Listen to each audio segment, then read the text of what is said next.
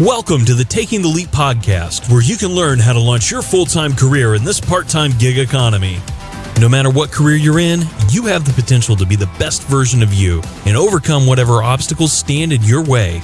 And now, here's your host, the CEO of Bonvera, Bob Dickey.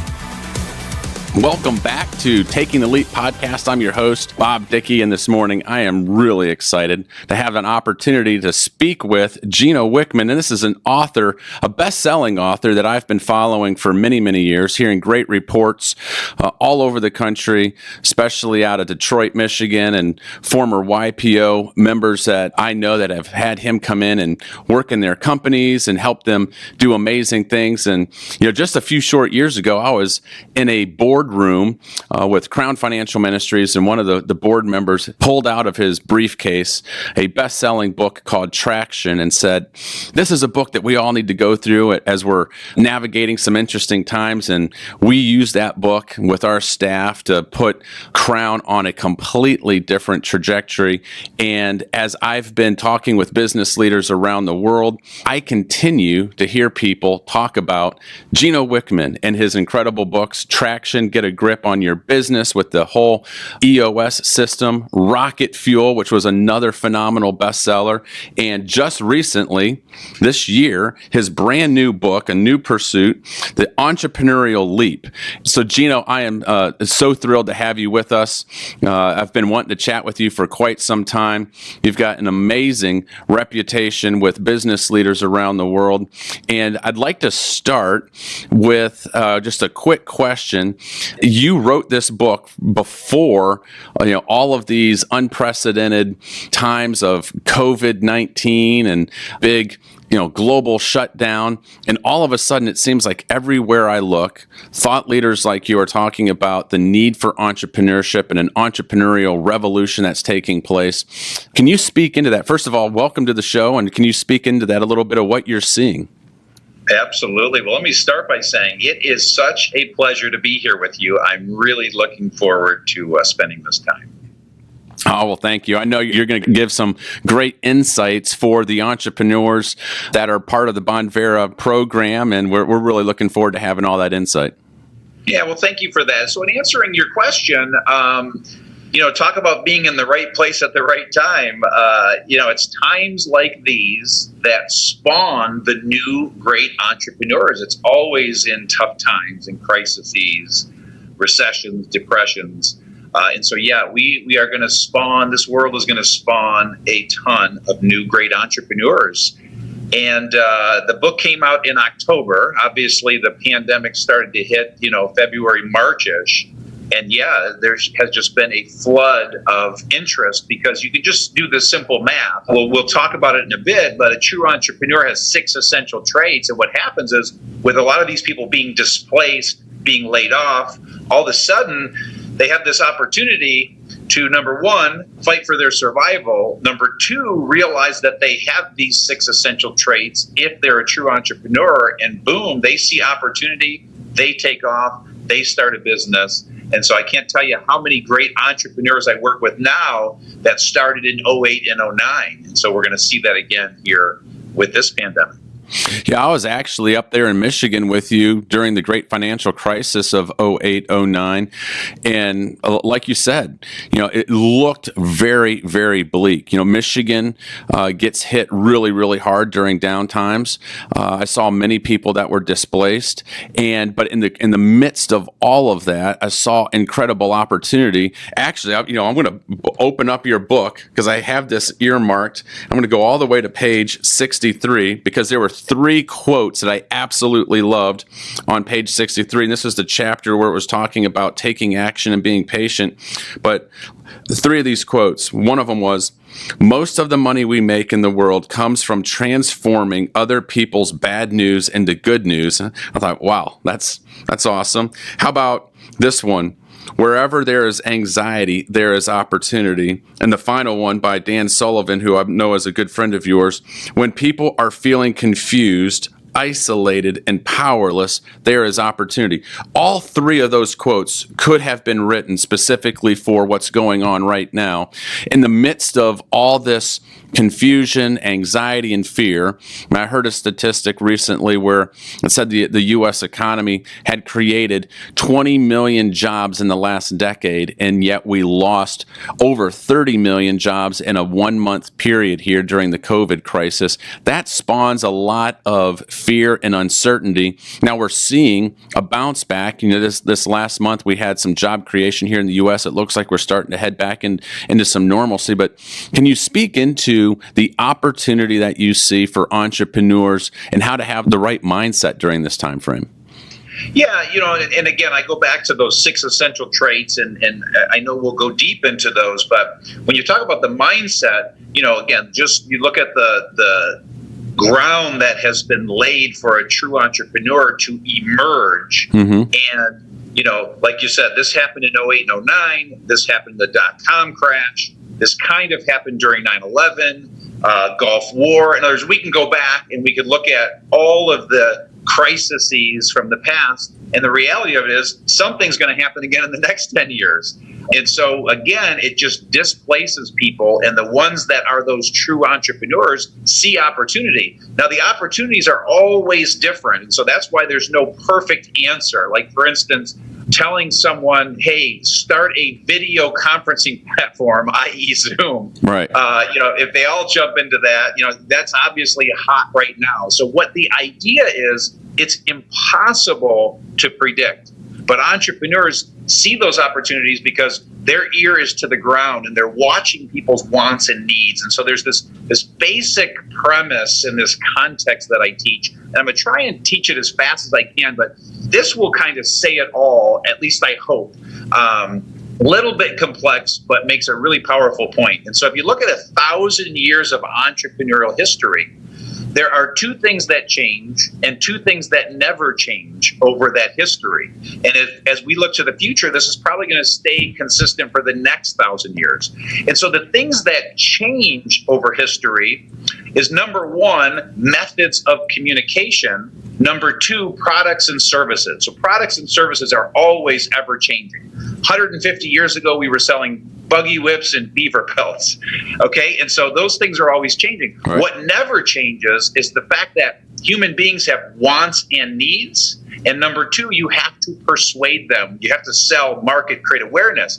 And if you understand that basic premise of those things that change and don't change, as you go forward and you focus on that, the constant is crazy entrepreneurs with these 6 essential traits capitalizing on the opportunities that are presenting themselves. And hopefully that basic premise makes sense. Well, that's brilliant. I mean, I love your writing and the way that you look at the world, because you can distill very complex things down into easy to understand, easy to grasp concepts that people can leverage. It's one of the things that I really appreciate about all of your books. So let's dive into, you've mentioned it now a couple of times, these 6 essential traits of entrepreneurs. And once again, you beautifully lay this out in your book. So share with us what those are and why these are so important. You bet. And so with this project, Entrepreneurial Leap, it's a true passion project. And the mission is to impact 1 million entrepreneurs in the making over the next 10 years. And I call it finding the 4% and helping them realize what they are, why they were put on the earth, and help them really fully realize their potential. And so the 4%, those true entrepreneurs in the making, are people that possess 6 essential traits that they are born with. They can't be taught. Controversial statement there that we could certainly talk about. But those 6 essential traits are visionary, passionate, problem solver, driven, risk taker, and responsible. And somebody that exhibits those traits, has those traits, is born with those traits, is truly an entrepreneur in the making. And you're destined to go create and build something. Wow. Now, do you see that is a very, I would say, for some in our audience would consider that to be a controversial statement. I've had conversations with folks, other entrepreneurs, and the whole nurture versus nature. In your entrepreneurial journey and your coaching and mentoring journey, have you seen people who have been able to develop these over time in terms of maybe they had the trait there, but it was maybe, we'll call it a weak muscle, but they've been able to develop it into a strong muscle? Is that possible? Or the short answer is yes, but I consider that process you just described as more of a discovery. What happens is they discover it. Like, I had this great conversation, an interview with a podcaster. He built a $100 million company and never thought he was an entrepreneur, and realized he was an entrepreneur at 22, 23. And he really believed in this conversation that he kind of developed that at 22 and 23. And we had this great, robust conversation. And he just happened to be brought up in a very conservative household. And he was taught to stay between the lines. And it's when he went off to college and really flourished and spread his wings and was completely free from all of that restriction. I personally believe those 6 essential traits were always there for him.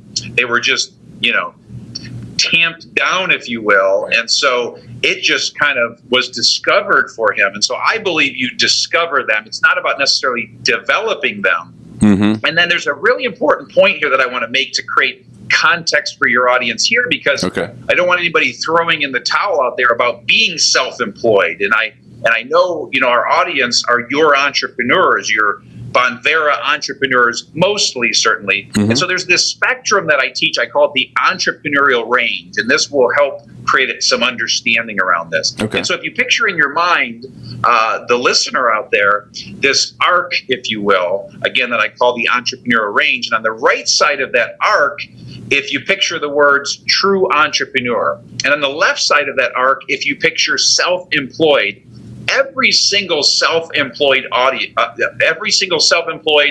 person, as your audience is out there, mm-hmm. is somewhere on that spectrum. And on the left side, self-employed are typically the one-person shows, somebody with a side hustle, a freelancer, if you will. On the right side of the spectrum are the greatest entrepreneurs of all time: Walt Disney, Henry Ford, Oprah Winfrey, Sarah Blakely. Mm-hmm. And so the point there is, every self-employed person is somewhere on that spectrum. Everybody that has their own business is somewhere on that spectrum.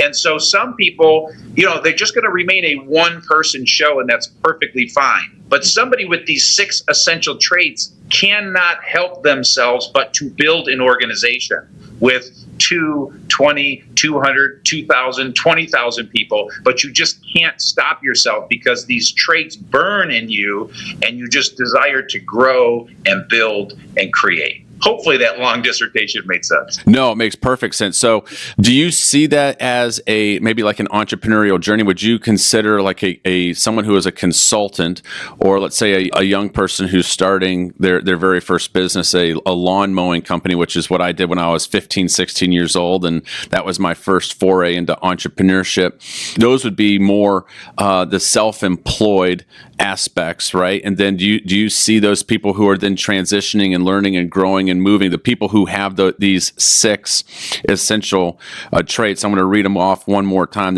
It's a person who's a visionary, someone who's passionate, someone who's a problem solver, someone who's driven, a risk taker, and also responsible. You see them start to move and morph into the Richard Bransons, the Steve Jobs, the Sarah Blakelys. Did I get that correctly?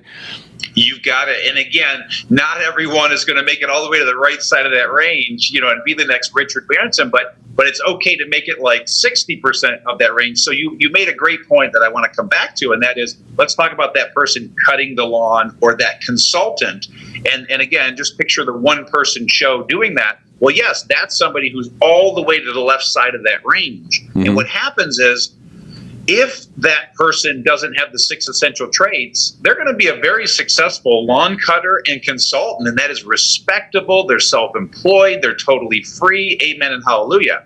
But if they have those 6 essential traits, they're going to start to move the needle to the right, because that person cutting the lawn is going to cut 20 lawns and go, wow, if I go hire somebody to cut these 20 lawns, I can go cut 20 more lawns. And if I hire somebody else, and then if I hire a manager, and then if all of a sudden that person has a 200-person landscaping company. The consultant, just as I was, it's the perfect example for what I did, because when I sold the family business and set out to create EOS, I spent 5 years being a consultant, being a coach, a one-person show with an assistant, working with companies, and then I could not help it. I could not stop myself but to build the 400 plus person organization that now exists, that is EOS Worldwide.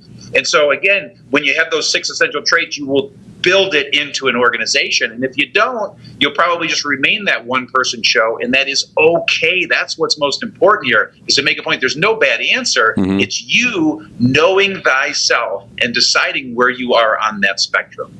Oh, that's brilliant. You know, I get to see that kind of firsthand within, I'll call it the Bonvera ecosystem, because there are folks who will come in and say, hey, you know what? I'm looking for a gig economy opportunity, a side hustle, and they're 100% okay kind of, being a part of a team, but they're still kind of a one-person show and make a little bit of income. And then we've got folks that will come in and see what the potential is, and they'll develop a team of 1,000 different entrepreneurs that are on their team, and they have a huge organization. Obviously, that their potential earning and income potential goes up dramatically when they do that. So I see in Bonvera a wide range from the solopreneur, that one person, all the way up to the entrepreneur who is leveraging all of these characteristics, that essential traits that you've been talking about.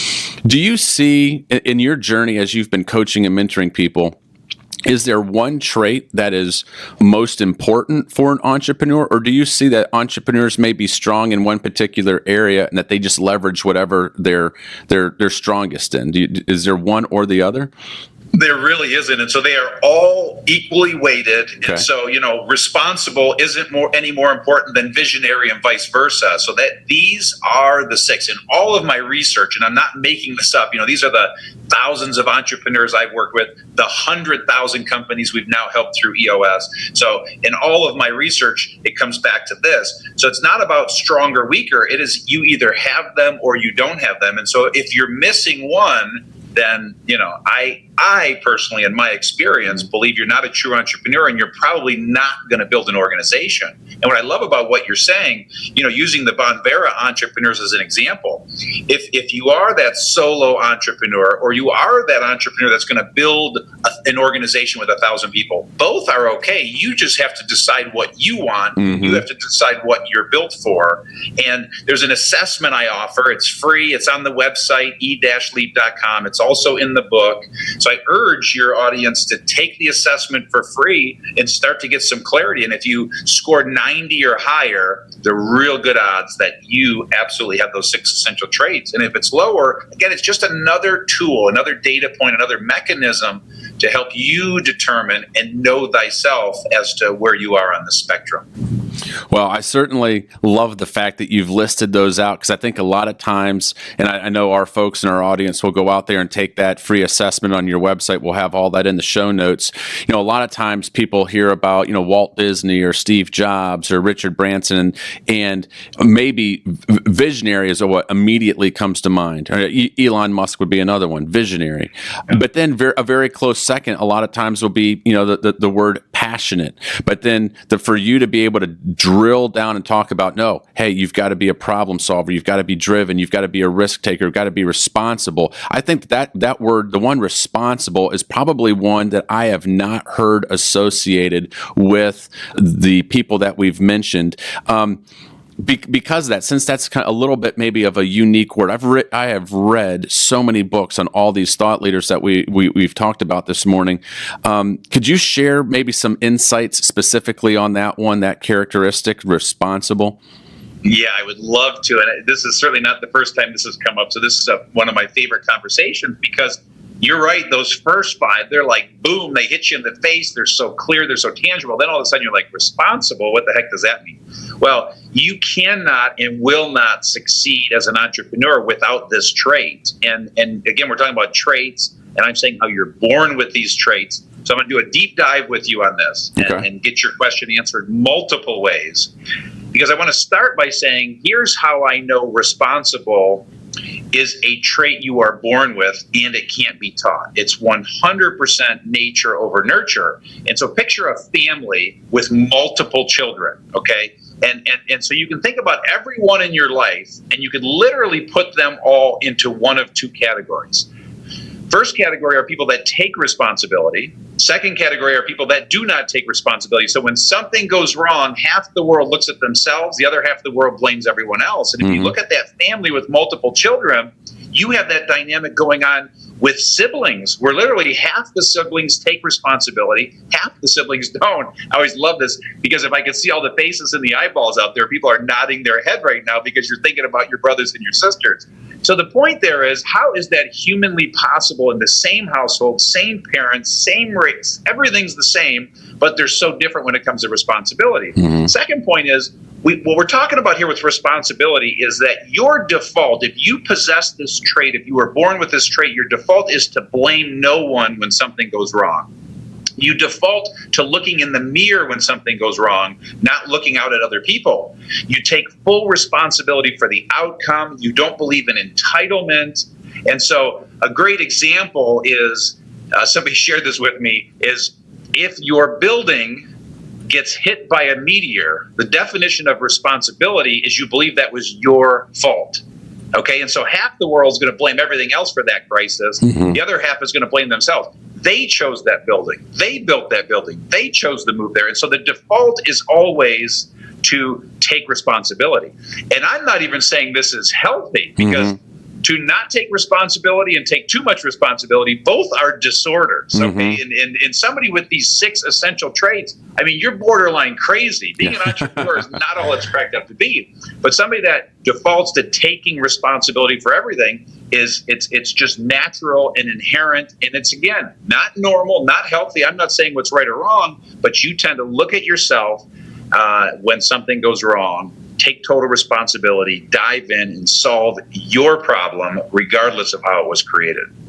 Well, as a father of 6 children, I can say that the analogy that you've used just a second ago is spot on. I can go down the list of my kids and I can say, okay, this one, yeah, that is so spot on.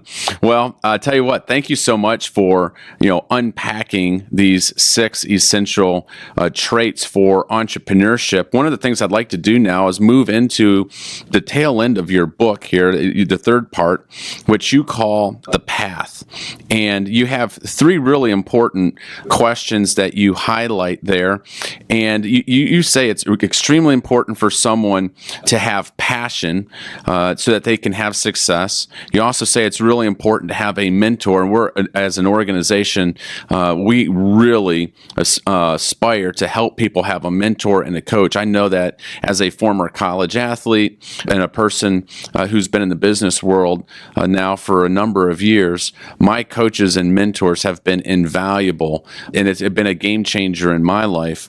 And so I'd love for you to be able to share some on the importance of having a mentor. And then finally, I mean, you can have all of the great ideas, you can have all the tools and assets and so forth, but if you don't have a action plan and take massive action towards that plan, but you also very importantly highlight, hey, take action, but also be patient. So I'd love to dive into all 3 of these, because you feel that these are extremely vital for success, correct? Absolutely vital. And if I may, as I answer that, I just want to zoom out really quick for your audience and, again, create context here. So I'm a fanatic about context, because I believe once the mind sees the context, the learning rapidly speeds up. And so I wrote this book in 3 parts. And so you're referencing the parts, and I just want to make sure your audience is tracking with us. And so, again, 3 parts. The first part of the book is about confirm, and that's confirming that you are a true entrepreneur, have the 6 essential traits, and we've obviously talked all about that. Second part is glimpse, and glimpse is all about showing all of the possibilities and opportunities out there for an entrepreneur. And then the third part of the book I call path. And that's introducing a path that's going to highly increase the odds of success for that entrepreneur in the making and help to eliminate half the mistakes. And so as we're about to go there, I want to touch on something that's just such a great opportunity when I'm talking to an audience that already knows the business they're in, because one of the things I teach in Glimpse is making sure that entrepreneur in the making, once they realize they are, I then show them all of the options and opportunities as an entrepreneur, be it all of the industries available, the types of businesses, sizes of businesses. Are you B2B? Are you B2C? Are you a product business, service business? Well, the beauty of talking to Bonvera entrepreneurs is you've won that battle already. You know your industry, you know your business, and so you have a huge advantage in luxury as an entrepreneur, because a big part of the battle is trying to figure out the right business, because I believe not everyone is built for every business, and so you got to figure out the business that's built for you. And so kudos to this audience. That battle is won. And as we go to path, now that you've confirmed you're an entrepreneur, now that you know the business you're in, now we can talk about how to greatly accelerate your success. Oh, that's fantastic. Once again, that's why I love learning from you, because you always go back to context. I think you're brilliant at being able to take very complicated things and make it easy to understand. So where would you start? When we're on the path, what's the first place that we should start? You bet. I'm going to hit those three things that you said in that order, because you're hitting on three of the biggies. And so the first is to discover your passion. And so my urging to your audience is, you got to do some soul searching and decide, why are you doing this? At the root of this, what is the passion? The number one reason you're going to succeed is pursuing your passion, because you're going to get your butt kicked here and there. Mm-hmm. You're going to get knocked down. You're going to hit hurdles and barriers. And the only thing that helps you keep getting up, because it's borderline insanity to get knocked down that much, is your passion. And so I urge you to just look at, why are you doing what you're doing? Why is this organization so important? Why is this product or service you're selling? What's important? So you need to dig into what's the passion here. And there are 3 or 4 exercises I give in the book, but there's one I want to share with you that everyone can do in the next 30 minutes. And it's a thinking exercise. I learned it about 15, 20 years ago, and it was transformative for me. And it's sitting down for 30 minutes with a journal, with a legal pad, but it's definitely writing, and you're answering 3 questions about your life. First question you answer is, what are your 3 greatest successes? Second is, what are your 3 greatest failures? Third is, what has life prepared me for? And out of that exercise, you will start to get clarity around what you're built for, what you're drawn to, what your passion is. And so for some of you out there, you already know it, but I would urge you to capture that passion. And we're going to talk about that when we get to your third point about take action and be patient. In terms of mentoring, success as an entrepreneur is greatly accelerated and improved with a mentor. There's no question. It's undeniable. And all of my interviews, a little more than half of the successful entrepreneurs I've interviewed have had mentors. What's important about that statistic is it doesn't mean you're doomed if you don't have a mentor. What I'm trying to say is it's just going to accelerate your success. So finding a mentor is a very simple formula. It's looking for someone who is where you want to be. So think about where you want to be 10 years from now. And whatever that looks like, there is somebody walking this earth, probably multiple people, that are there. And to the degree that you can reach out to them, connect with them, spend time with them, learn from them, you will get to where they are faster. What's important to understand, though, is it's going to be the biggest sales pitch of your life. And you're going to hear a lot of no's because these are busy people. And so I'd urge you to have 5 or 10 on your list, but it's about reaching out to them and saying, I'm looking for a mentor. I'd love to pick your brain. Can we meet for an hour? Meeting for an hour, share your hopes and desires, have them share their story and their insights. And at the end of that hour, you're going to know if this relationship feels good, and then you will go forward with a structure. And so I had 2 great mentors in my life, my dad and a gentleman by the name of Sam Cupp. Sam Cupp and I would meet every single month for an hour and a half, and we did that for 5 straight years. Wow. My dad and my structure was a lot less formal, but ultimately you decide how to go forward from there. So that's the fastest dissertation I can give you on the power of mentoring and how to find one. You know, I have a lot of young people who will approach me and be asking me, how do I, find a mentor? What should I do? One of the things that you highlight in the book, you talk about, as you said, these your mentors will probably, if you're looking for someone who's 10, 20 years ahead of you, who have walked the path, who are very successful, their time is extremely valuable. If they say yes, the next thing that they're going to want to see is that if they're taking the time to mentor you, that you're going to be a good student, that you're actually using this information, making a change, making a difference in the world. I share with young people, it's like, very rarely have I met somebody who is a success in life who isn't looking for a way to pay it forward. And because they probably had people who did the exact same thing for them. And, for me, if I'm going to sit down and take time out of my busy schedule, I want to know that the person who's on the other side of the table is actually going to put it to use. One of my biggest frustrations is when somebody comes and, will sit and have the exact same conversation with me 2, 3, 4 times, and you realize that they're not using it, they're not leveraging anything. And then, at that point, I feel like, man, I'm just wasting my time. And I find a kind of a polite way to, exit stage left and, say, well, hey, maybe there's somebody else that, can help you on this journey.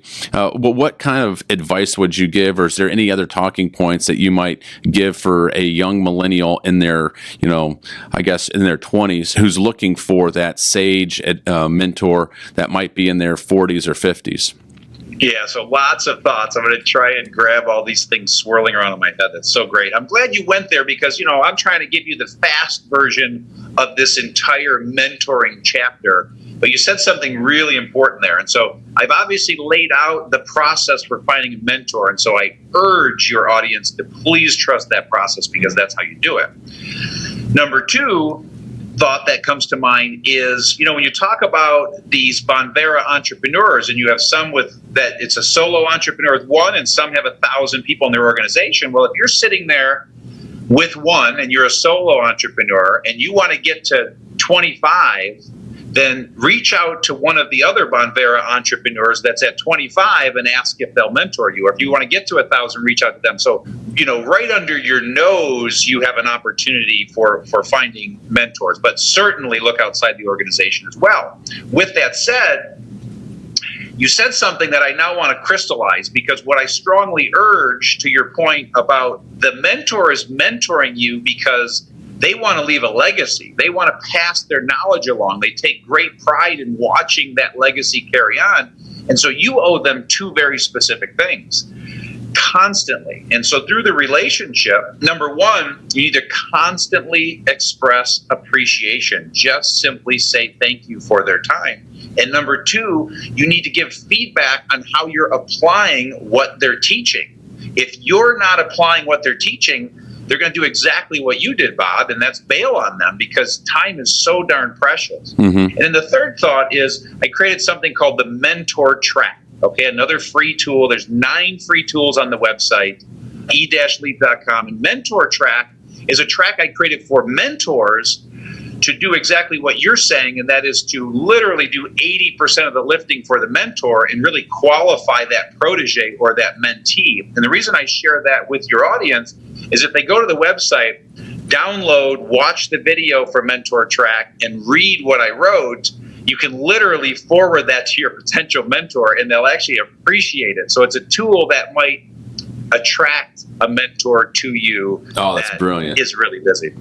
That is brilliant. I'm definitely going to use that because I've had so many people come up to me and ask me, they're like, Bob, I know mentorship is so important. I want to coach. How do I go about it? So this, once again, great resource and tool that I'll be able to share with folks to help them on that journey.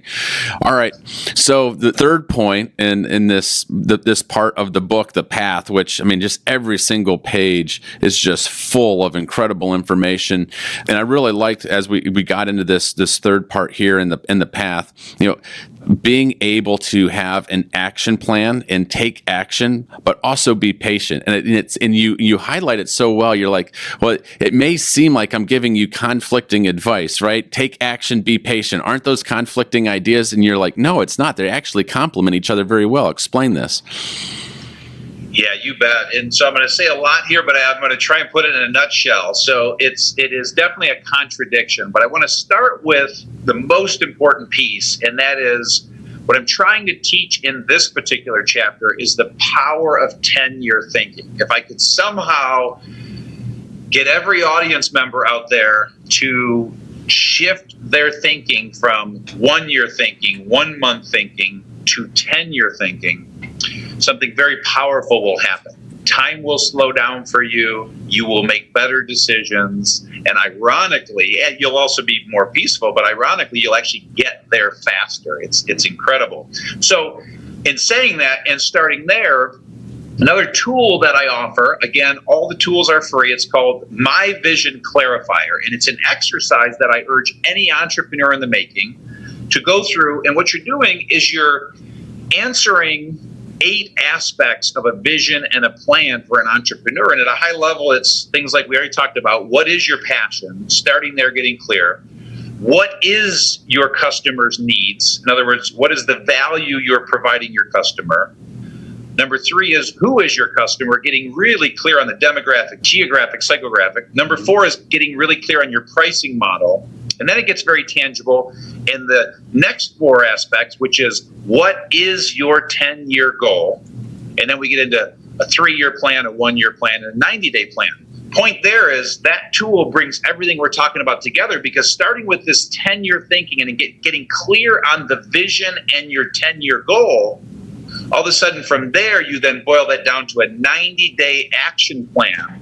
And what happens is all you need to now worry about is taking action today, moving in the direction of that 10-year goal, not exactly worrying about exactly how you're going to achieve the 10-year goal. You've put that star on the horizon. I urge you to think about it and envision it every single night when you go to bed. But if you will just start to take action and see that in vivid color every single day, you will get there. You'll get there faster. You'll get there better. You'll get there more peacefully. And so that's the best I can do to pull a few chapters together into one concept.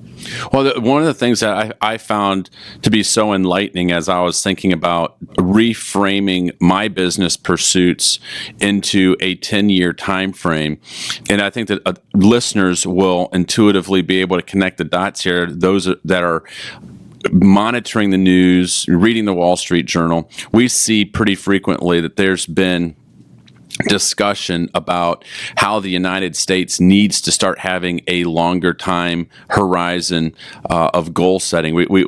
There's been a lot of talk about how Wall Street is managing massive decisions for quarterly results, whereas counterparts in Asia have, in Japan or in China, are managing companies and they're looking at 100-year time horizon, right? Which allows them to make different decisions, and they're not managing for those quarterly results as we are here in the West. We see the same thing in our politics. We've got these 4-year presidential cycles, and then our counterparts around the globe, maybe in China, so forth. They've got a 100-year time horizon. And when you set it up, when we see the issues that are coming out of that, but for our own personal life, when people are making decisions like, well, I'm expecting this business to be super successful overnight.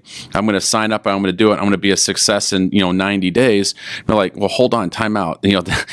Nothing that comes easy will last, and nothing that lasts comes easy, right? So we've got to have these longer horizons. Give yourself the ability to make decisions, build. You'll make better decisions. You have a greater opportunity for success, and it's just completely reframing it. So I think you do a beautiful job of highlighting that. Yeah, and that prompts a few thoughts. There's a great quote by Bill Gates. I'll get it pretty darn close, but it's people overestimate what they can accomplish in a year, but underestimate what they can accomplish in 10 years. Mm-hmm. So you can accomplish so much in 10 years if you will just focus and be disciplined and work. And 10 years in the span of a lifetime is a blip. If you're sitting there and you're 35 or 45, 10 years is nothing. You've got like 4 more good 10-year time frames left. Mm-hmm. So imagine all that you can accomplish with that thinking. That's point number 1. Point 2, I'm speaking from experience because I learned this 17 years ago when I was 35 years old, and it absolutely changed my life. Like I said, time slowed down. I became more peaceful. I made better decisions. And ironically, I got there faster. And so to your point, about the worldwide impact of this, again, my goal is to impact 1 million entrepreneurs in the making over the next 10 years. And if I can do that, all of a sudden there are 1 million people that shifted their thinking to 10-year thinking 10 years from now. Just imagine what that looks like 20 years from now as, those 1 million people teach that to hopefully 100 people. So, and then the compounding effect of that. But I think we're all better off with 10-year thinking. I think of this part of the book reminds me of a college teammate of mine. His name's Tim Mack, and he came in. He's an Ohio boy, and he came into the University of Tennessee, and he wasn't even the top athlete on the team. He wasn't the number one pole vaulter on the team, but he was very patient, and he mentioned multiple times, "I want to be the best pole vaulter in the world." And I remember him in the mid 90s. I'm like, a best pole vaulter in the world? You're not even the best pole vaulter on our team. And fast forward, but he was methodical, all right, about training, diet, strength. He had a long-term time horizon, and that guy ends up going, I believe it was the 2008 Olympics. Not only did he win the Olympic gold medal in the 2008 Olympics, but he set an Olympic record, if you can believe that, right? And it's a 10-year time horizon, and he's, arguably at that point was the greatest pole vaulter in the world. And I'm like, so your point here, Gino, it plays out whether you're an entrepreneur, whether you want to be successful in anything in life, having that long-term time horizon and being patient, every single day taking action steps towards it, but being patient, I think that lends itself for you to be super successful. Yeah, I would add one more thing, because a perfect timely example is if you're sitting there and you're panicked about this pandemic and you're worried and you're scared, well, all of a sudden 10-year thinking will bring some peace to you, because looking out 10 years from now, and let's use a Bonvera entrepreneur, and let's pretend you say 10 years from now, I want to have 500 people in my organization. Well, that is extremely doable. You can absolutely do that, and to know that you're going to do that and you're going to work at that. Yes, right now it's a terrifying time, and you might be getting your butt kicked, and it's very uncertain for potentially this next year or two. But man, 10 years from now, you're going to achieve that goal. There is a peace that comes over you. And then you just move forward in these crazy times, and you focus on the things that you can control. Again, there's a calm and a peace that comes over you with longer term thinking. For sure.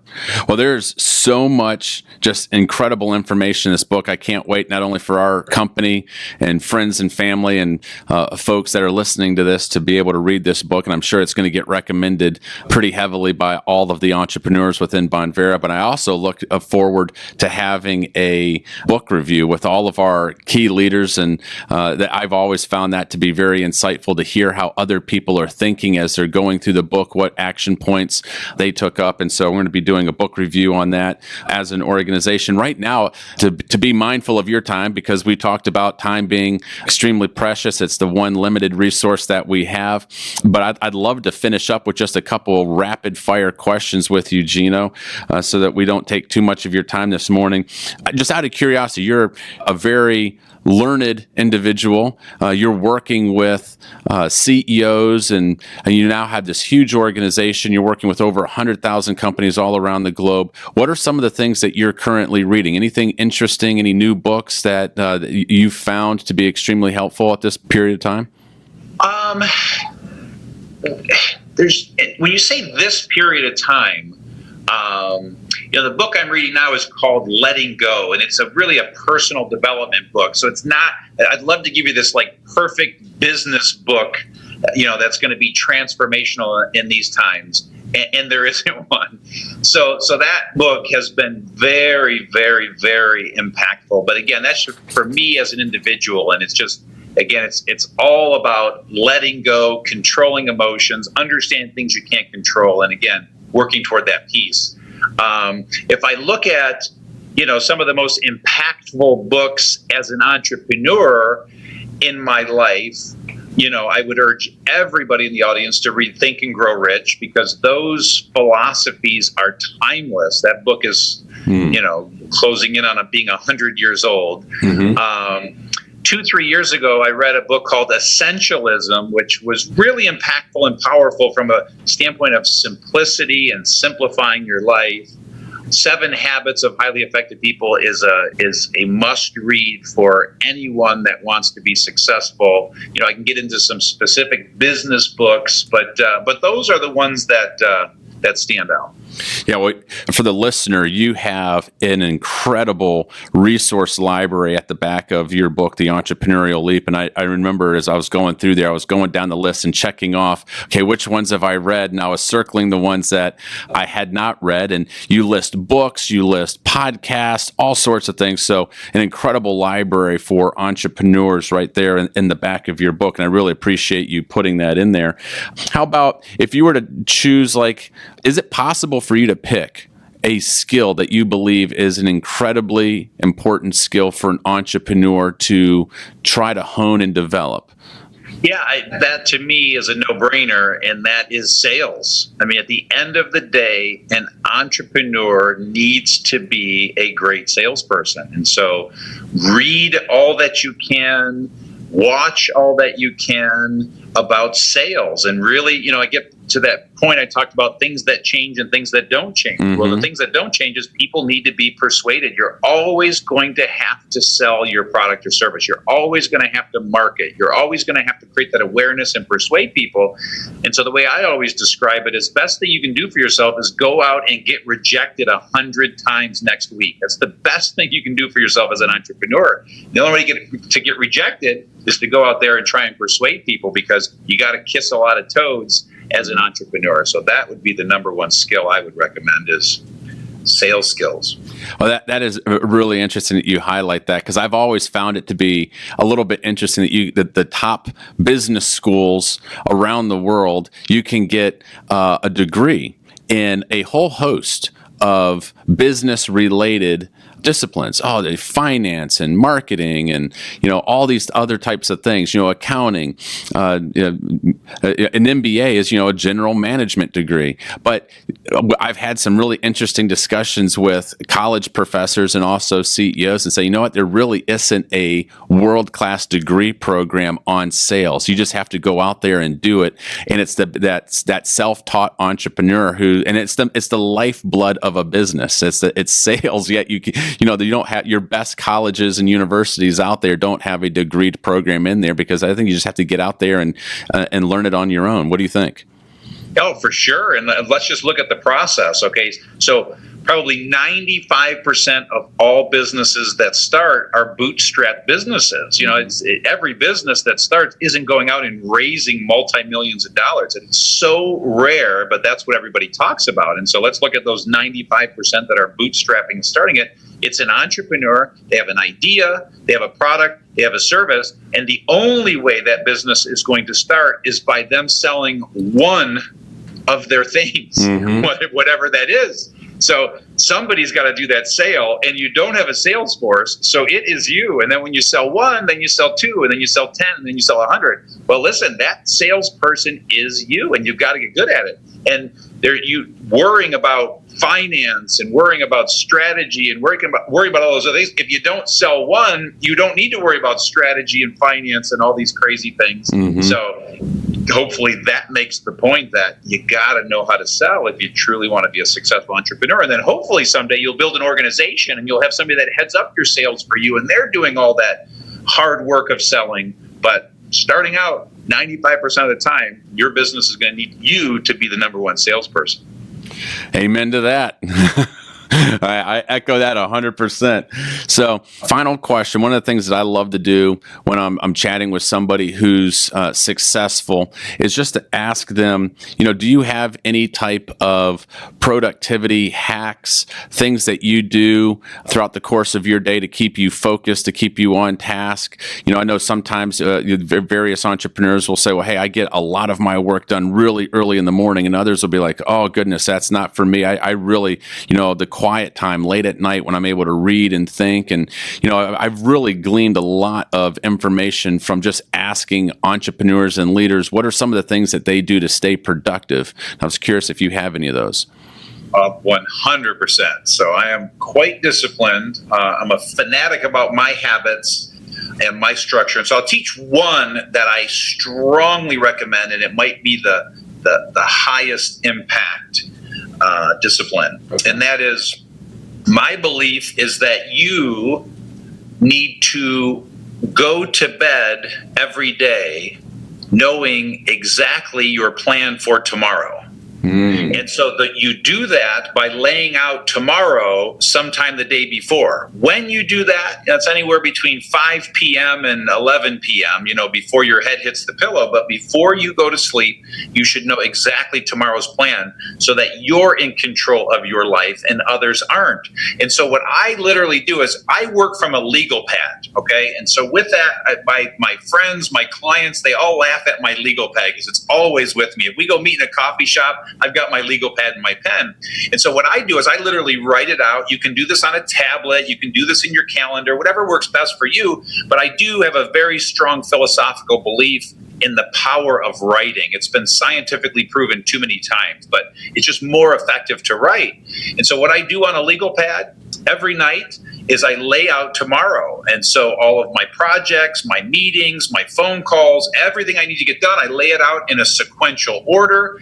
Anything that's scheduled or has a time, I leave cushions for things I need to get done. And so when I wake up in the morning, after any kind of a morning ritual, I then hit the ground running, working from that plan. Where the opposite of that is most people going to bed, not preparing for the next day, waking up, looking at their email, looking at their phone, taking what comes, and all of a sudden they're knocked off kilter all the way until noon, following all the external forces and how they've basically hijacked their day, and then they're racing the second half of the day to get things done. You got to reverse that. You got to take control of your day, and you will be considerably more productive. I love that concept. Take control of your day. I know if I wake up late or I don't have a plan, it feels like I'm 2 steps behind and I'm trying to play catch up all day long. And I absolutely hate that feeling. So I 100% know what you're talking about in terms of, being in control of the day, and you feel like, man, I'm in charge. I've got it all planned out, and you're just like, and things are running smooth. I love that feeling. So what phenomenal advice for our entrepreneurs and folks that are listening. I try to do that, and that's an area where because of this talk and for this positive reinforcement, I'm going to make sure that I am being extra diligent in that particular area of my life as I'm going forward. Well, Gino, I just want to say thank you for taking the time out of your very busy schedule to chat with us. I know our entrepreneurs and everyone who have been listening, this will be extremely impactful, not only for their businesses, but for their families. I know people will be able to leverage these concepts and ideas to make a difference in their community. We are a group of people who want to be able to pay it forward and make a difference and help the world. And I think, right now, we're having this conversation early part of June 2020. I believe that what the world needs now are entrepreneurs, leaders, people who are stepping in, and making a positive impact wherever they are serving, whether it's in their churches, their schools, their homes, their community. We need people reaching out, being unifiers, building bridges, helping others.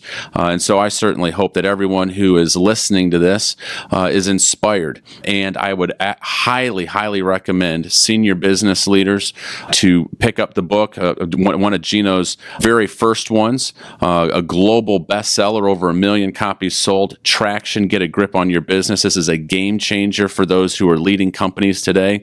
I would also recommend Rocket Fuel. That's another phenomenal book. And then for all of our entrepreneurs, people who are taking the entrepreneurial leap, you could not have a better book, The Entrepreneurial Leap. Do you have what it takes to become an entrepreneur? So much wisdom and knowledge packed into this book. It's a game changer by Gino Wickman. Gino, thank you so much for your time today. Oh, my pleasure. This was a blast, Bob. Well, ladies and gentlemen, this is another episode of Taking the Leap podcast. I'm your host, Bob Dickey. Hope you enjoyed this segment. God bless, and we'll talk to you soon. Thank you for listening to the Taking the Leap podcast with your host, Bob Dickey. You can keep up with the latest on the podcast at www.takingtheleappodcast.com and bonvera.rocks. You can also find the podcast on iTunes, Spotify, Google Play, or wherever fine podcasts are distributed. Thanks for listening, and we'll see you next time on Taking the Leap.